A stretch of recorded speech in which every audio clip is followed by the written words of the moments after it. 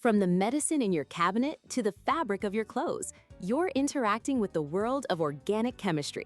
It's the chemistry of life, built around one unassuming element, carbon. What makes carbon so special? It's a master builder.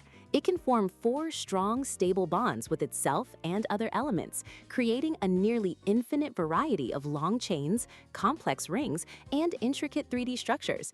These are the organic compounds that construct our world. To make sense of this molecular universe, chemists first use structural formulas, essentially blueprints that show how every atom is connected.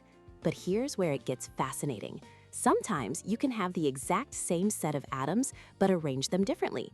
This is called isomerism. Think of it like having the same set of Lego bricks but building two completely different models. This isn't just an academic puzzle, it has life or death consequences.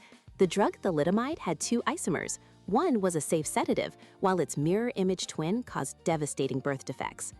With millions of compounds, a common language is essential. That's where IUPAC nomenclature comes in, a universal naming system so a chemist anywhere can identify the exact same molecule, like calling acetone by its official name, propan-2-one. And within these molecules are functional groups, the specific atom arrangements that give a compound its unique personality and reactivity. The hydroxyl group makes an alcohol, while an ester group is what gives a pineapple its sweet smell.